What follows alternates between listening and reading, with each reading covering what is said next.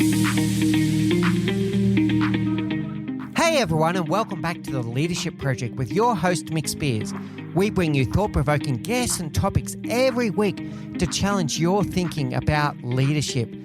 Our aim is to help you become the leader that you wish you always had as we learn together and lead together. Hey everyone, and welcome back to the Leadership Project. I'm greatly honoured today to be joined by Mark J. Silverman. Mark is a best-selling author of a book called Only Tens, How to Confront Your To-Do List and Transform Your Life. He's also the host of the Rising Leader podcast and the developer of a program called Rising Leaders. His background is very interesting, and I do not want to steal any of his thunder. I'm going to get him to introduce himself in a moment. He comes from very humble beginnings through to being a very successful executive coach today. So Mark, without stealing any of your thunder, please do tell us a little bit of that rich background of yours and what led you into executive coaching today.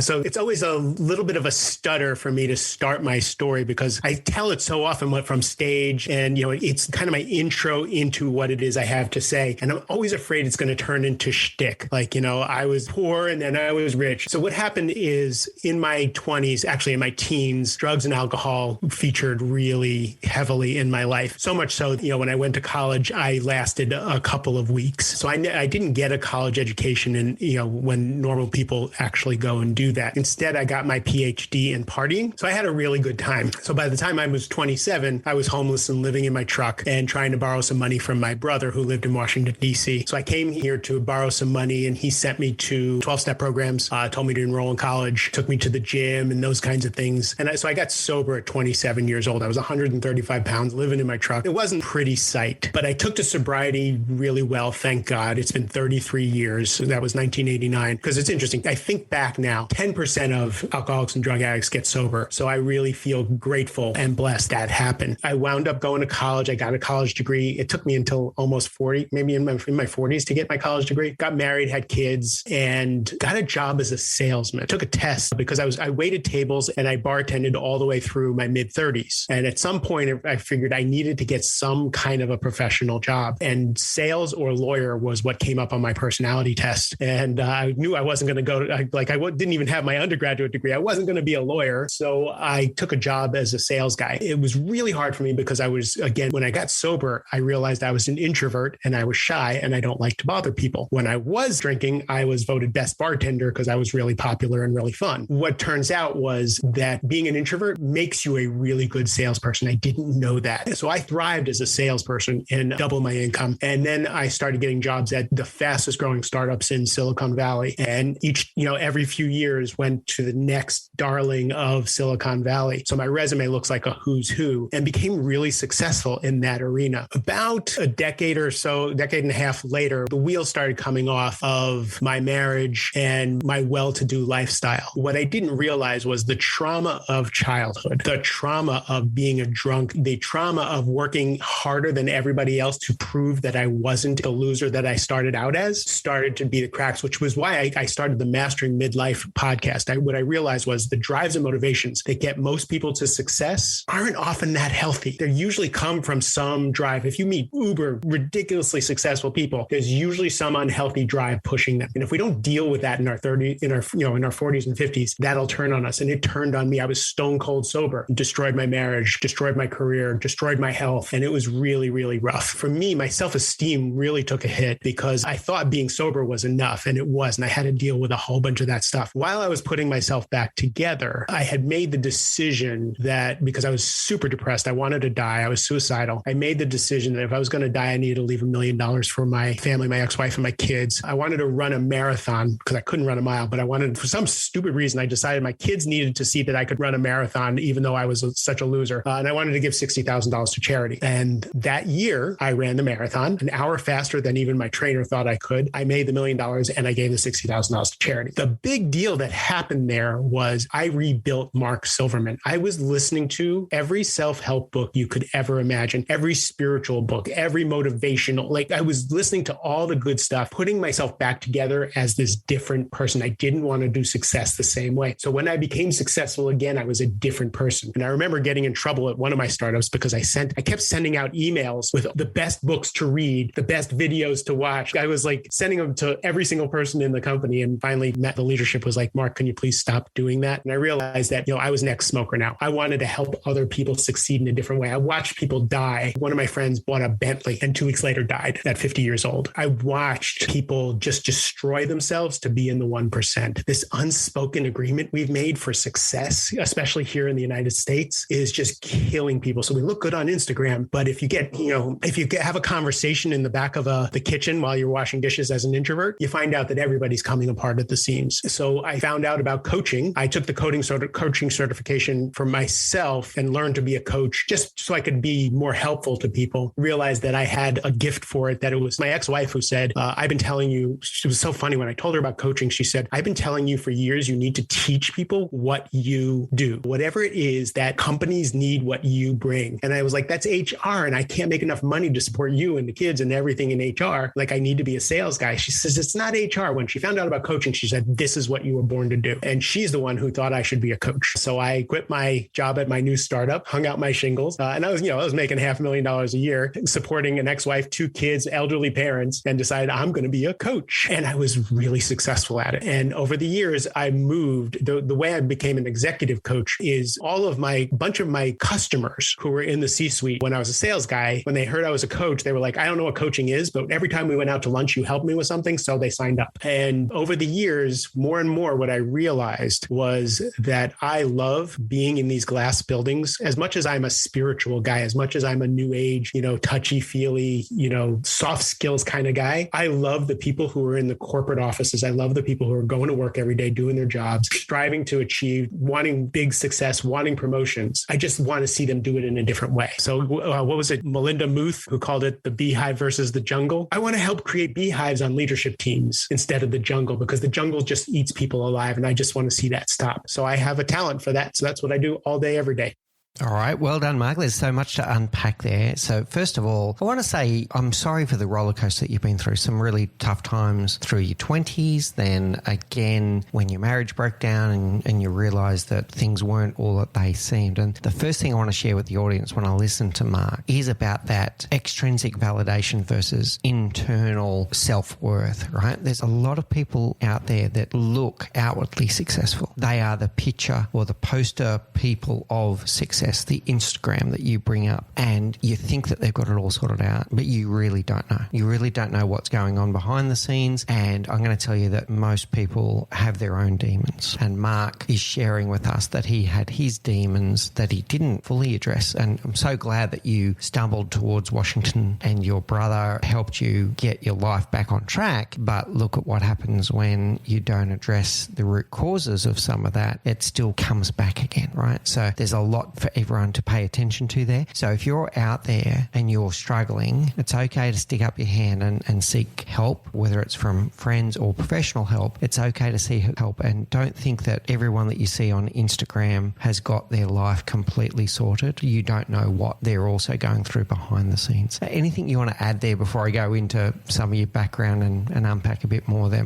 First of all, your compassion and your love for your audiences kind of moved me quite a bit. That was beautiful. But I want to go back to you being sorry for what I had to go through. I really appreciate that, but I wouldn't trade it for the world. Those are the things, those are the scars that I have that made me the man I am today, that made it so that I can sit with anybody who's gone through anything and hold that space for them. So anybody can come to me with any shameful, scary thing in their past or what they've done, and I can hold that. And I wouldn't trade that for the world. There's some things that, I'd like to be different practically, but building this guy at 60 years old took all of that. And I'm so glad that all of that can be of service to the world. So I'm actually grateful that I've had the life that I have. Yeah, that's beautiful, Mark. And you have managed to build strength out of that struggle, and you now turn around and use those skills and experience that you have to help other people, which is just beautiful. Yeah, so thank you for sharing that. Our experiences are what make us who we are. So that's beautiful for you to pull it together and tie a ribbon on it like that as well, Mark. When I was a kid, my mother bought me a book and it was about a bison, an American buffalo. And the buffalo's born and he's young and he sees the old bull with all the scars, the leader of the herd. And he's got cuts and bruises and he's just majestic with all his, I never knew that I'm now that old buffalo.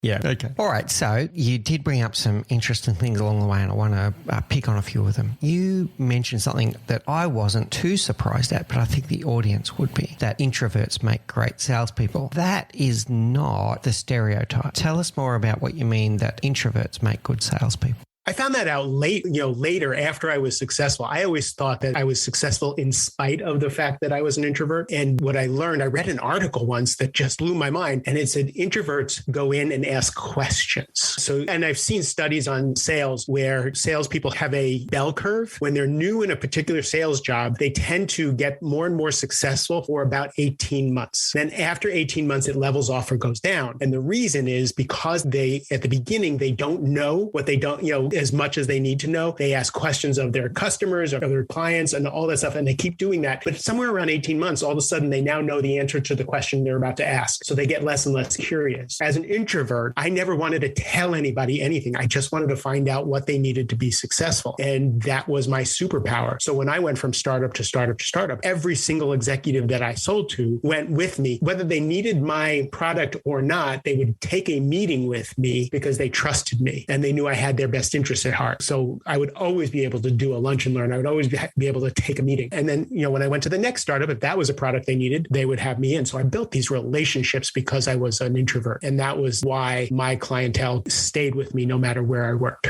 So there's two powerful things there. There's the deep relationships that you're talking about because people buy from people that they know, like, and they trust. And then there's the asking better questions and staying curious for longer. Here's an interesting thing for you, Mark. I want your view on this. You're a very successful executive coach. By all kind of measures in our coaching industry, you would be a very high performer in terms of your revenue base, everything that you're doing with your business. You're a very high performer. One of the limiting beliefs that most coaches have is that they don't like selling. But have a listen to this. What are the skills that you've just said are the skills that make a great salesperson? Asking better questions, staying curious, building relationships. What do coaches do? Hopefully that all day, every day. It's actually the natural skill of a coach to be able to become a salesperson, but it becomes a limiting belief for them. So any tips that you have, because we have a lot of coaches that listen to this show. We have a lot of leaders and we have a lot of coaches. Any tips that you have for coaches out there who are trying to, as you said it before, put their shingle out there and they're trying to build their coaching business, but they can't seem to get out of first gear and achieve the amazing success that someone like you has achieved? I've been on a lot of coaching podcasts and you've been asked this question. I have some very strong views on this. Part of it is just staying in the game long enough to figure out what it is your secret sauce is. Because when you know what your secret sauce is, then your people come. I have a waiting list. And one of the reasons for the Rising Leader program is because I can't take any more clients and I need to move to a more group setting so that I can influence more people. But it wasn't until I clicked in that the people that I serve best are on leadership teams, are in the C-suite, as they say, and that they're basically the ones who are so talented, rose so fast that their leadership skills and their people skills didn't come along with them. So they're basically the bull in the china closet. When I figured that out, my income and my business exploded and I understood who I was. So that's the first thing. The second piece is I come from the school of Rich Litvin and Steve Chandler, the prosperous coach. I was Rich Litvin's apprentice for 4 years. So that's ingrained in me. The questions, the curiosity, the service is great. But the thing that's won almost every single one of my clients is after I've listened, after I've explored, after I've had them have a couple of insights, it's saying that thing that I don't want to say. So I've told people things like, oh, so your lack of integrity is your biggest problem. The fact that you have no integrity and you lie is your challenge. And they get pissed off. And then they call a week later and say, you're the only person who's ever said that to me. I thought about it and you were right. And they sign up. It's that thing that comes from that curiosity that you reflect back to them that's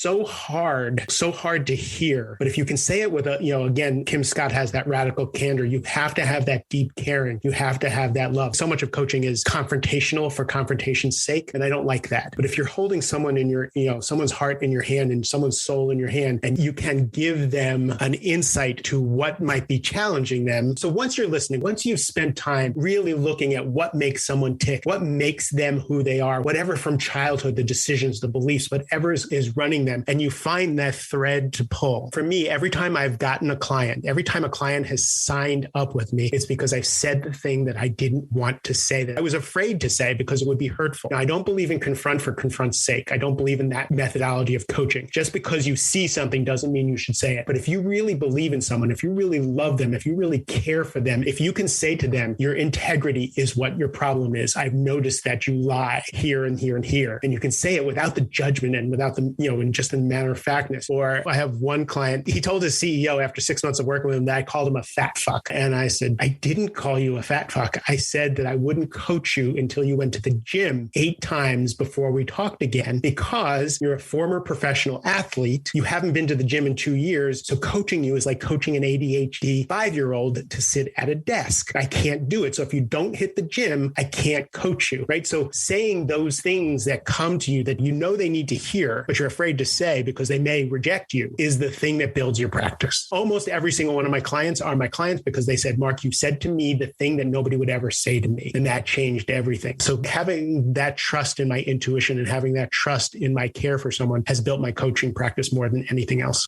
Yeah, allow me to summarize that a bit, Mark, because there's some really powerful things there. So the first thing I heard was about niching down and working out what is my gift and where I can help people. And for you, you found that niche in terms of where you needed to help people. The second one was then the deep listening to the person and asking better questions, staying curious. But then once you found the thing that you think that needs to be challenged, to respectfully do that and to do it from a place of love and a place without judgment, but to have the conversation that needs to be had. And that is showing that your care and love for them is greater than your concern for the confronting or the challenging conversation, but that's what they need to hear. Exactly. One of the last client I just signed had trust issues, from childhood, deep trust issues, an executive worth $100 million, but, and successful on the outside, but deep trauma and trust issues. And I needed him to trust me. So I said, you know what? I'm going to go first. And I told him this account is worth a lot of money to me. So like spilling my little secret from, this professional killer thing. I said, you know what? I actually said, you know what? I actually don't trust you. I said, my mind and my heart, I actually don't remember which parts of me, I do the mind, heart, gut thing. I said, I actually don't trust you, but I'm going to choose to trust you with something that could kill my career if it got out. But I need you to trust me, so I'm going to trust you. And I told my secret to this person, which broke down the wall, which had them share and confide in me. And we signed up together. But my gut is what told me, no, Mark, it's time to share. You have to go first. If you want this person to trust you, you have to go first. And,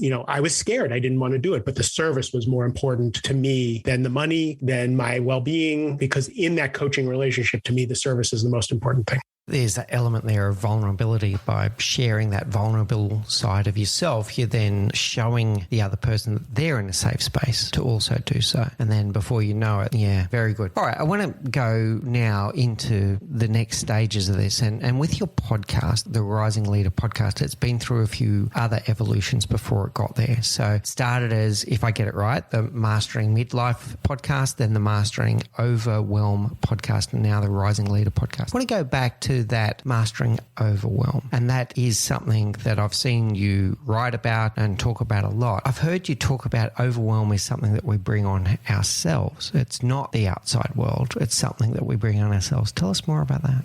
It's what happens between our ears. It's, again, we're not in relationship with the world. We're in relationship with what we think about the world. We're not in relationship with our to-do list. We're in relationship with what we think about our to-do list. What I learned in writing Only Tens, I wrote Only Tens for myself because I thought I'd sell one copy. I wrote it for myself because I no longer had an asshole sales manager. I was an entrepreneur. I was working for myself and I have severe ADHD. So how do I get things done? And what I learned in that summer that I was trying to figure out what made me tick was that I only do what I want to do. I don't do what I don't want to do, only always. And then what I learned later was that everybody only does what they want to do and don't do what they don't want to do. And then I started to see that I actually don't do anything for the intrinsic value of it. There's something I want from that. There's a qualifier. There's a reward I want or a consequence I want to avoid. When I figured that out about everything, I realized that I bring overwhelm on myself. So I wrote the book and I thought I'd sell one copy, and then it sold 1,500 copies the first day, 1,500 copies the next day. And people were giving it to CEOs and the C-suite. And I was like, this silly little book for myself, it turned into, a career changer for me. So now what I do is I do the workshop. I teach people that generally when you're overwhelmed, it's because you haven't been able to make difficult choices, saying yes or no to things. But the other thing is the difficult conversations that you need to have in order to say yes or no to things. So can you set a boundary? Can you say no? Can you create strong agreements rather than have expectations? The old Steve Chandler,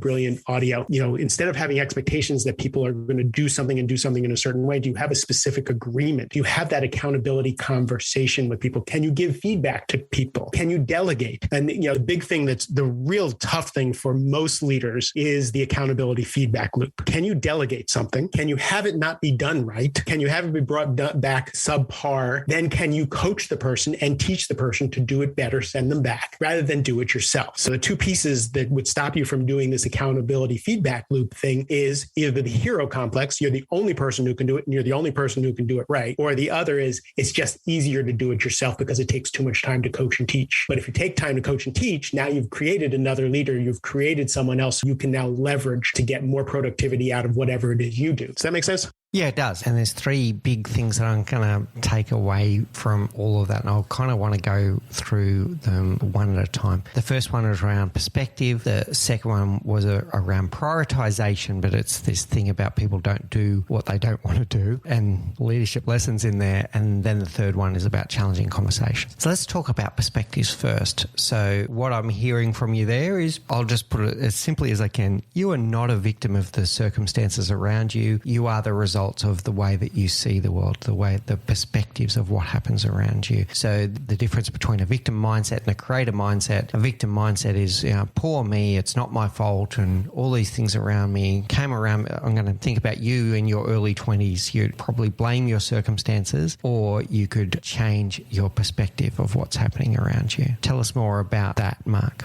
Well, that whole victim owner thing is the game changer, right? Whenever I teach the victim owner, the language that we use, if it wasn't for this, if they would just do that, that victim language and that victim seat of perspective, when you change to the owner that everything is my responsibility, my circumstances, the way people treat me, I teach people to treat me the way I have. I've taught them to treat me this way over years, over decades. When you start to see that you're responsible for what's going on in your world, it changes everything. You get your power back. You can now have the power to change things. Now, the big distinction when I teach victim owner is things can be your responsibility and still not be your fault, because people get hung up on that whole fault thing. If someone makes a mistake in your organization, it's not your fault that they made a mistake, still your responsibility. I was watching a TV show this morning and this scientist experimented on this kid and it turned her into a monster. And someone said to her, it's not your fault that you killed all those people, right? It's not it's his fault because he turned you into a monster. And she said, yes, but now I'm the monster. So it's now my responsibility to make sure I don't kill other people. I was like, this is a kid show. That was so brilliant. So that distinction is a game changer for everybody. But now, once you learn that, now you can start setting boundaries. You can now say, I'm not going to work on Saturdays. Or you can say, you can renegotiate things. If you need something done by a certain day, great. What resources are you going to give me? Or how are you going to change those priorities? Let's work this out together so we can get it done. Now you have these conversations and you no longer are just saying yes to a bunch of stuff and then missing deadlines and being overwhelmed all the time. Yeah, really powerful, Mark. And the root of the word responsibility is the word response, right? So you may not be able to control external factors of people around you, circumstances around you. What you can control is how you respond to it, right? And that's where responsibility comes in. You also can't change what's already happened, including things that you've done yourself, but you can change what you do from this moment onwards. So it's about taking responsibility for your own actions and not getting dwelled down on things that you can't control and focus on what you can control. And what you can control is your own response and your own actions. All right, really powerful. The second one was then about people just don't do things that they don't want to do. They do the things they want to do and they don't do the things that they don't want to do. And this is rooted for me in William Glass's work around choice theory and freedom of choice and freedom from oppression. People want to feel like they are masters of their own decisions, right? Let's start with self on this one. How did you come across that self-realization around your own kind of decisions you make around your own life? It was my coach, Rich, who said to me one day, I said, I just can't get these things done. And he said, Mark, it's not true that you don't do what you set your mind to doing. When you wanted to run the Marine Corps Marathon, you ran the Marine Corps Marathon. When you wanted to make $1 million, you made $1 million. And as he was going through the things that I had accomplished and done, it dawned on me that no matter how busy I am, when there's a new iPhone, I go get a new iPhone. Right? Somehow, magically, there's time to go do that. And I started to look at my decisions and my choices, and I realized that the things that I was procrastinating on, and that's how the only 10s came in. The things that I were procrastinating on were 8s and 9s. They weren't 10s. 10s got done. 8s and 9s, I fought with and argued with and put on my list and tried to set up systems to get them done and all this stuff, and they just never seemed to get done. And I realized I had a business opportunity. I was going to partner with a much more successful coach at the time on this program. And she gave me a whole bunch of tasks to do and things to do for it. And this was going to be really good for my business. And I found out that I wasn't doing the things she asked me to do. And I'm like, but I really want to do it. And while I was writing the book, while I was sitting there pondering this whole notion, I realized that it wasn't a 10 for me. It was an 8. It was a good idea. I should do it. It'll make me money. It'll make me more famous. And I wound up calling her, and I was terrified to have this conversation because I wanted her to like me. And I said, Stacy, I said, I want you to know you're a 10 for me. You're amazing. I love you. This project is not. It's an 8 at best for me. And I really shouldn't commit to you if I'm not going to do this. And she said to me, I'm so glad you said that. She says, you're a 10 for me too. I love you so much. She says, it's an 8 for me too. Let's put this on the shelf. And I was afraid to disappoint someone. I really should take advantage of this opportunity, all these things. And I started to realize that 7, 8s, and 9s are going to kill me. So it's 10s or nothing. So I'm now binary. It's either a 10 or it's a 0. It doesn't get done. Very good. There's a lesson in that for all of us. You did bring up a key word there, which is the word procrastination. And you see a lot of people talk about procrastination. There's a lot of controversial views about procrastination on LinkedIn and the like. I'd love to hear your views about this word procrastination. There's a lot of people that will Google it and go, they're always looking for that answer. But what I'm hearing from you, Mark, is all it comes down to a prioritization. It's either a 10 or it's a 0.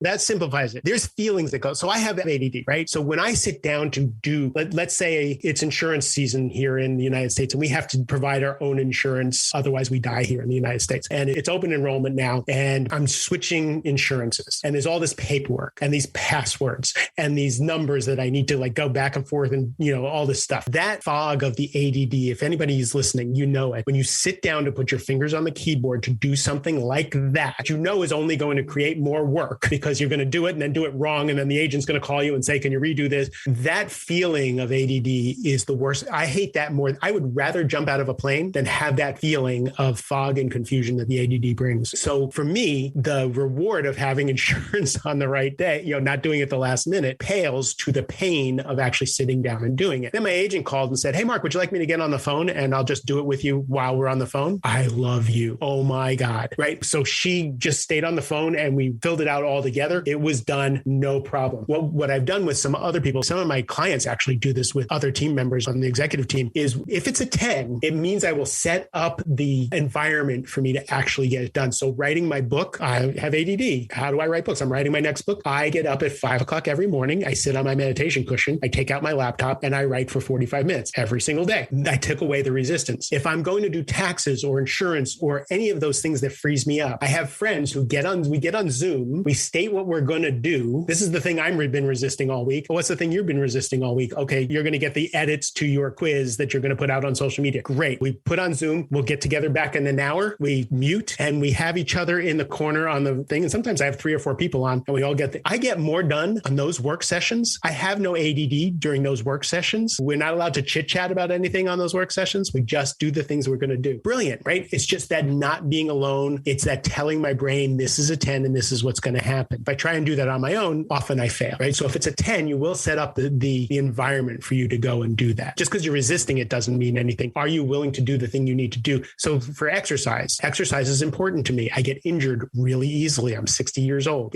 How important is it to me? I hired a trainer who's gifted working with people who are, get injured because it's that important to me. I spend the money, I spend the resources, and I spend the time. I'm really glad you brought this up, Mark, because one of the kind of views can be about, well, if you only ever do your 10s and you ignore the things that you really don't want to do, then you're not going to pay your taxes. You're not going to, pay your bills. You're not going to do all of these things that are painful, but if you live in our society, do need to get done. Paying my taxes is a 10 because not the paying my taxes, because I don't want the penalties that the US government puts on paying my taxes late. So I want the 10 is avoiding that. I don't like doing invoicing for my customers, for my clients. I want the money. I will set up one of my Zoom calls and say, hey, I'm doing invoicing today. Anybody else got something they want to do? Because I want that reward of my getting paid. So it's avoid a consequence or get the reward.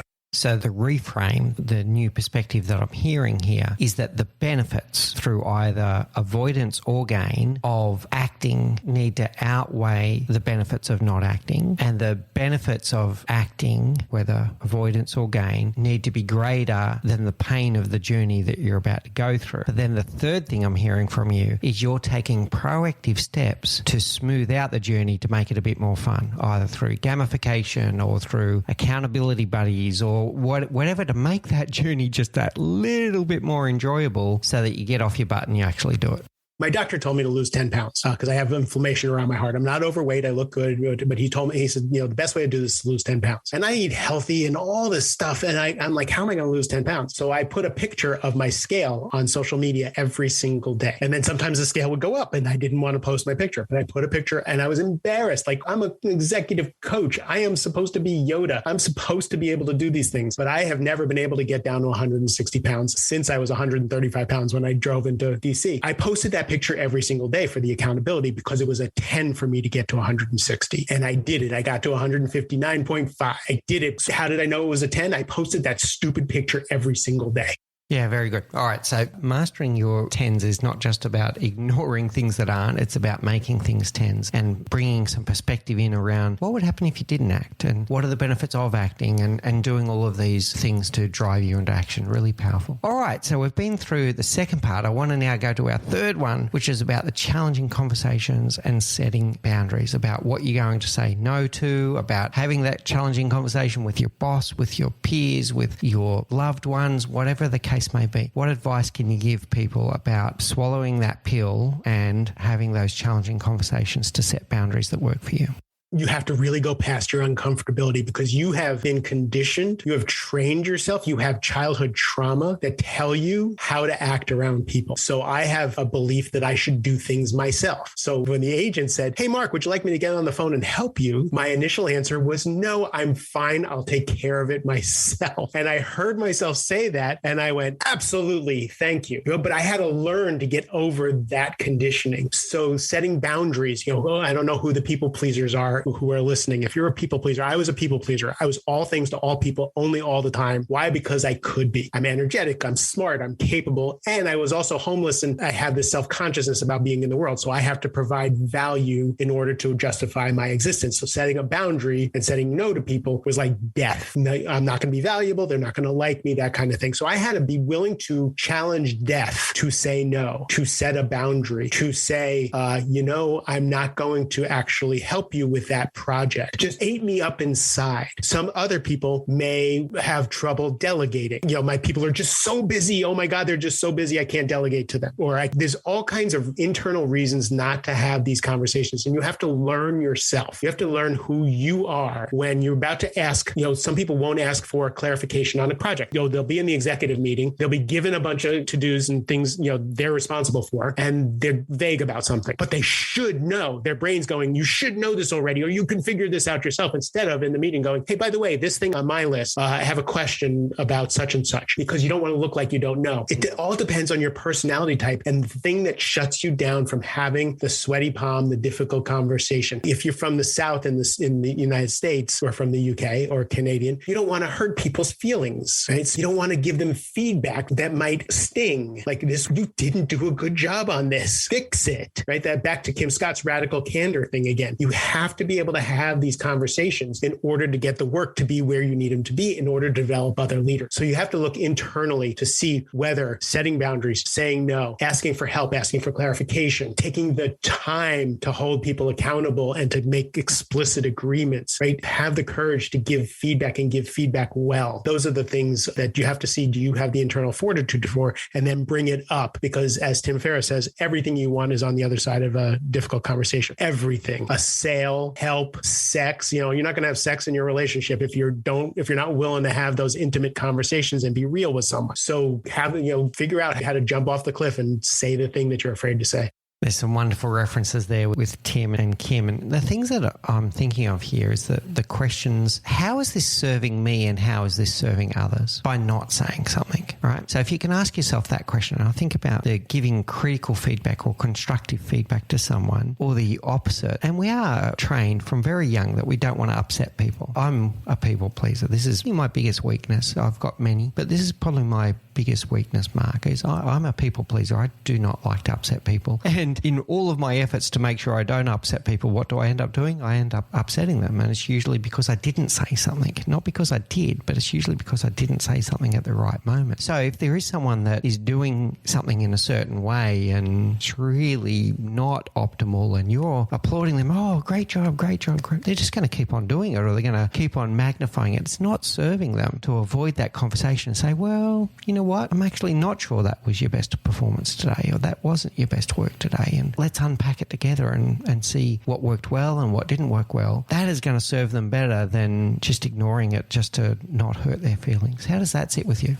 I just think it's essential. I am now the kind of person, people know where they stand with me. I tell my clients, I wrote a book about boundaries. All my clients have unlimited access to me. They can call me anytime, day or night. They pay a lot of money, so they absolutely can call me anytime, any day or night. Don't worry about it. If I can't pick up the phone, I won't pick up the phone. I know how to set boundaries. People know, I speak the truth. People say, oh, Mark, that was such a nice compliment you gave me. And I say, I don't compliment people anymore. I just tell people what I see. Now, if I see something, that's hurtful and it's not useful, I'm not going to say it. But if I see something wonderful or that's empowering, I'm going to say it. I actually used to not tell people that I love them. I now tell people, I end my podcast with I love you. I end my videos with I love you. I tell people in the business world, I tell people that I love them because I didn't want, that would make me look weak. Now I realize that's who I am. That's what I want in the world. So I'm going to put it out. So got to say what's going on. Yeah, I still come back to that same question as how is it serving you and how is it serving others? There are times where maybe the statement will only be hurtful and not constructive. So there are times where you would bite your tongue, but they're the times where there's only hurt and no benefit, then yeah, maybe it's better not said. But the rest of the time, it's usually probably better said.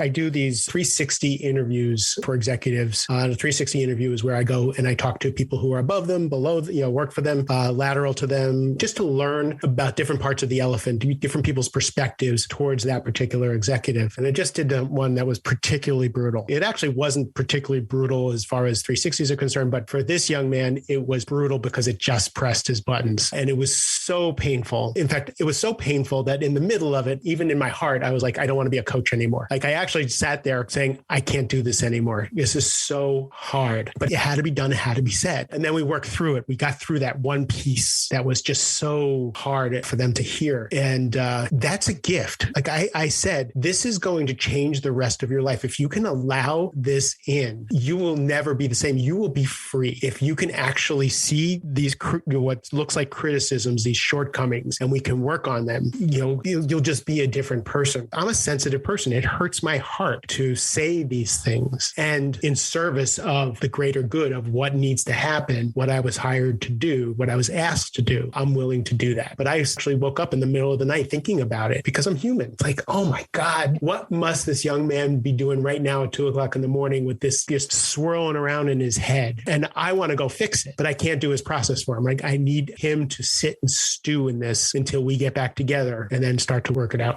We're now touching a little bit on receiving feedback. And I think one of the most challenging ones are any feedback that we feel like is an attack on our identity are the ones that are the most difficult to swallow. But if we are able to process them, if we are able to come back to a little bit of what we've been talking about, Mark, which is if someone has taken the steps to give you that feedback, that's an indication that their love for you is greater than their fear of that challenging conversation. So it came from a place of love. It generally, unless the person's quite nasty, it's not usually come from a point scoring game or they're trying to bring you down or anything like that. It's usually from a place of love that someone has said, hey Mark, when you do this, this is the way it's received, or whatever the case may be. When someone gives you that feedback, it's usually from a place of love, not a place of hate. And if we can accept that and then process it, we're stronger as a result. Yeah, I won't coach anybody I don't fall in love with. In that chemistry meeting, in those first couple of connections, if I don't fall in love, if I don't see the magnificence of that person, I won't coach them, because I have to come from a place of love in order to do that. If I feel strong judgment, if I want to fix them, if I think they need to be fixed, all that stuff, I'll respectfully decline and make a referral to somebody else, because I think that that's more hurtful. But if I see that seed, if I see that magnificent, then I know I can go for the jugular when I need to draw out that magnificence. Brilliant, Mark. We've covered a lot of ground already, and we've spoken a lot about essentially leading self around the topics that we've covered so far. I want to now transition towards the Rising Leader podcast and the Rising Leader program. And you talk about taking high achievers, rising high achievers, and then turning them into effective leaders. Tell us what inspired you to bring that together and a little bit more about the program itself. I have to say it parallels why you wrote your book. That what got you here isn't going to get you where you need to go. And my favorite part is in chapter 1, where you talk about there's a deluge of firsts when you become a leader. I thought that was brilliant. It's because you've come through the ranks so quickly on your talent, on your hard work, right? On your tenacity and all the things that brought you to the top. Now you're at the top, and all of a sudden your job is success through others. All of a sudden you can't do anymore. You can't even be in every meeting. You can't even know the people's jobs as well as you used to know your job. You are now a coach. You are now me, right? You now have to embrace being an executive coach in order for your organization to work. Oh, by the way, you also now have to lead on a team of leaders. You're now on the leadership team. You have to lead with other people who have ambitions, who have ideas, who want to be seen, who want to sell their ideas to the direction of the company. So while you're leading your team, you need to be able to lead across with the other people who are also leaders. Oh, by the way, you also have a CEO. You also have a boss who needs you to be able to, one, speak truth to power, because they don't want a yes man, but they also want you to be a team player. They also want you to toe the party line, right? They also have all the pressures that you don't even know about. So how do you lead up? So the Rising Leader is about leading up, leading across, leading your team, and then leading yourself, becoming the person you need to be in order to be able to lead in all those situations. The reason for it was everything I've created, Only Tens, Mastering Overwhelm, Mastering Midlife, all the things I've done in the world to be famous isn't what I actually do for a living. I actually been doing this for a living. That's where I make all my money. And someone pointed out to me when I was thinking about putting out,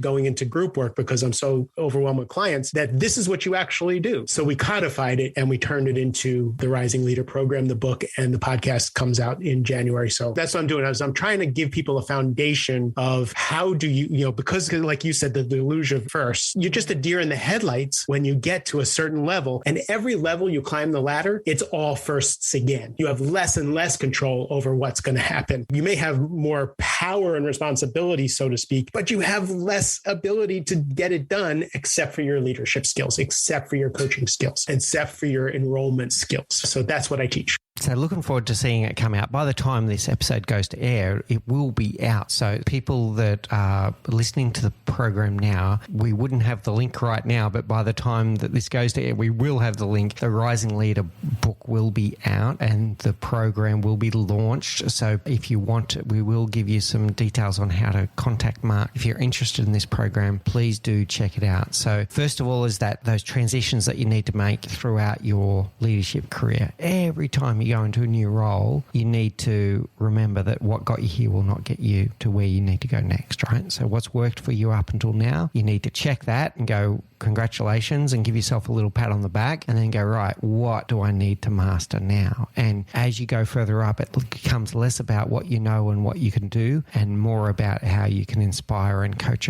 others into meaningful action and to create the environment where they can do their best work. And the best work that you can do as a leader is to multiply your impact through your ability to inspire others and to give them the environment that they need to do the work that they need to do. So leading up with your boss, leading across with your peers, leading your team. Yes, there's always an element of leading yourself, but it becomes less about what you do and more about now what you inspire. And who you become the person you need to be in order to lead the people that are in your charge. Yeah. And the more that you learn, like some of the things that Mark has shared in this episode, I want to go back to that. Some of those become leadership lessons in their own right. So have a think about what Mark said, let's say 30 minutes ago. People don't do what they don't want to do. People only do the things that they want to do. So what does that mean that your job as a leader is? It's just inspire people into meaningful action because they want to do it, not because you told them to do it. If you're able to inspire people to the point where they want to do it, then your battle's half won, right? But if you're just one of these bosses that's just telling people what to do, then their heart's not really in it and you're not going to get the best out of them. How does that sit with you, Mark? There's an internal shift that needs to happen. And I can't wait till you get your last question is always, what's your favorite quote? I'm going to say my favorite quote now is, when you argue with reality, you only lose 100% of the time. Byron Katie. When you argue with reality, you only lose 100% of the time. 9 times out of 10, when I first start working with someone, they're always like, why do I am always dealing with people problems? Why am I always having to deal with people's crap all day, every day? And I said, welcome to leadership. Leadership would be easy if it wasn't for people. You got to change that perspective. It's not get your job done in spite of the people. Your job are the people. So, the CEO's job is all people. It's dealing with the board. It's dealing with their leadership team. It's dealing with customers. It's dealing with media. It's all people skills. So when you get to a certain level in your leadership, it becomes less and less about any mechanics and more about the people. So changing that frame of reference is half the battle. Just accepting the fact that yes, all day, every day, it's people problems. That's one of the first mindset shifts people need to make when they're going into these leadership roles. And when they usually start, and I talk about the roller coaster, and you've obviously read my book and you've been through the story that I tell there, but one of the first mindset shifts people make is they go from this point where leadership is part of their job to realizing leadership is their job. All right. This has been wonderful, Mark. I've thoroughly enjoyed all of our conversation today. I'd like to take us now to our rapid round. I'm super curious to your answer to this first one, knowing what you were going through in your life in your 20s. What's the one thing you know now that you wish you knew when you were 20? That I'd still be alive, and that at 60, I still got tons to create. I had no idea. I just didn't think that life would be this long, this rich, and I just didn't know. Yeah, nice one. What's your favorite book? This year, it's Living Untethered by Michael Singer. Everybody knows The Untethered Soul. Living Untethered, I think, is a much more practical book, and I've been giving away cases of it. Yeah, very good. And you did say your favorite quote a moment ago, but go ahead and give it to us again. It was good. When you argue with reality, you only lose 100% of the time. Byron Katie. Only 100%. Okay. Oh, that's good. It's good to know. And finally, Mark, you've got the program coming out soon. You got your new book coming out. By the time this episode is to air, it'll actually already be out. The Rising Leader. How do people get in contact with you so that they can learn more about the program, more about you, more about your coaching, more about your books? So if they just go to markjsilverman.com, mark_Silverman.com, there's a red banner where you can get some resources. Most of my clients won't read my book. They're like, Mark, can you make little 5-minute videos of that? And that we'll watch the video. So I took all those videos, I put them together, and I put them on a page of resources. If you want to read my book, you can get a free copy of my book from that website, but you can also get the 5-minute videos and you don't have to read the book if you're that kind of learner. So all those resources will be at markjsilverman.com. All right, wonderful. Mark, I feel richer for this conversation. I know our audience will as well. It's been wonderful listening to you for this past hour. Thank you so much for all your insights and wisdom. Congratulations on your success and your roller coaster of a life that made you who you are today. And thank you for all that you do for your clients and getting out there and helping others to also master some of their own demons and their own journeys. Thank you for teaching me to be a better podcast host. This was a really well done conversation. Thank you for listening to The Leadership Project at mixbeers.com. A huge call out to Faris Sadek for his video editing of all of our video content, and to all of the team at TLP. Joanne Goes On, Gerald Calabo, and my amazing wife, Say Spears. I could not do this show without you. Don't forget to subscribe to the Leadership Project YouTube channel, where we bring you interesting videos each and every week. And you can follow us on social, particularly on LinkedIn, Facebook, and Instagram. Now, in the meantime, please do take care, look out for each other, and join us on this journey as we learn together and lead together.